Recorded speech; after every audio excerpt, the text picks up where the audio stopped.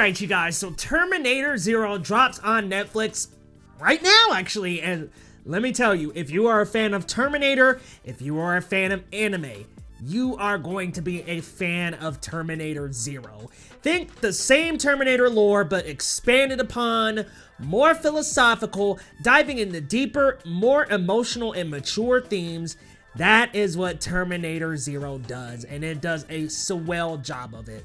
I would like to see way more legacy franchises ditch out on the legacy sequels and actually go the route of anime or animated shows, because honestly, you have so much more time to tell these stories, to describe the lore, which is something Terminator Zero does so well. I really like the central character of Malcolm because he's not necessarily this protagonist that is extremely likable at first, but the more the story carries on, the more you begin to like him.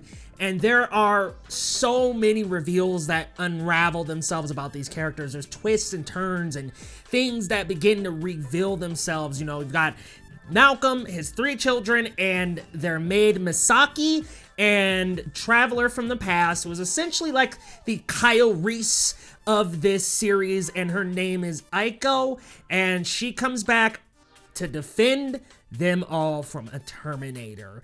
And man, let me tell you guys, the action in this, the gore, the vitriol of just violence and mature themes is dialed all the way up to 100. It's a Sonine, maybe even more mature than a Sonine. Honestly, it's just very bloody, very gory. There's so many crazy things that happen in this anime. If you thought you saw the trailer and it was just like, oh, there was a clip that was released and it was like a police chase scene, that's just the tip of the iceberg. There's a lot that happens here, but I want to start out by saying I really enjoy the story and enjoy this 8-episode arc that we go on with these characters. There are reveals, like I was saying, but also it's paced very well, and it's really tackles a lot of themes, a lot of philosophical ideas, but the big themes that it tackles are coexistence, discrimination, technology, the androids and the humans, or the cyborgs and the humans, the robots and the humans, whatever terminology you want to use, the Terminators, can they coexist? And it begs the question of, even deeper, why does humanity deserve to survive?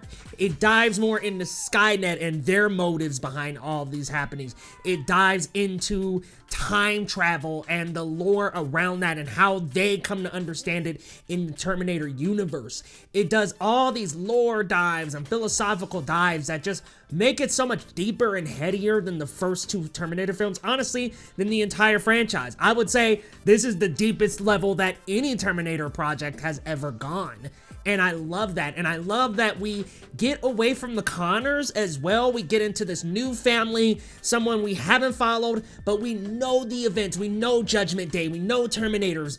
We know the terminology as Terminator fans, but getting away from the Connor family, which is where we've dabbled in this entire franchise, I thought it was very refreshing. And a lot of shows could benefit from taking that same lore and just establishing other characters. A Quiet Place Day 1 did that this year as well. I want to see more franchises take their lore and give us new people to focus on, and this does that extremely well. The action is great. The animation is super crisp and smooth. I will say one criticism I do have is that there are these top-down shots that are in 3D and some back of the head shots that are in 3D and some other, like, there's vehicles and stuff that are 3D, and for me that kind of stuff doesn't work. It's a little bit of a jarring transition from the mostly anime style that we're used to, but Netflix has dived into the 3D animation style with Beastars and other anime shows, and I just think that it doesn't quite mix and mesh that well with this style, but otherwise the animation is really crisp, really awesome. Things look smooth, but there are some huge callbacks too. So for big Terminator fans, you're gonna notice there's some callbacks from the Terminator, from Terminator 2. There's some big callbacks from those first 2, and I would say the first few episodes or so, very reminiscent of the Terminator, but then they really take that and make it something bigger, something broader, something to think about on a more heavy and higher level. Another criticism I have is that it does present so many ideas and philosophical themes that some of these smaller stuff, there's a robot cat in the series in the beginning that kind of doesn't get a lot. There's some of these smaller ideas and smaller things that I think get abandoned and left behind later, but man, Terminator Zero, if you are an anime fan, if you're a Terminator fan, you're gonna really enjoy this, and you're gonna enjoy how it carries the franchise. And I'm gonna be real with you guys. I think this is the best since T2.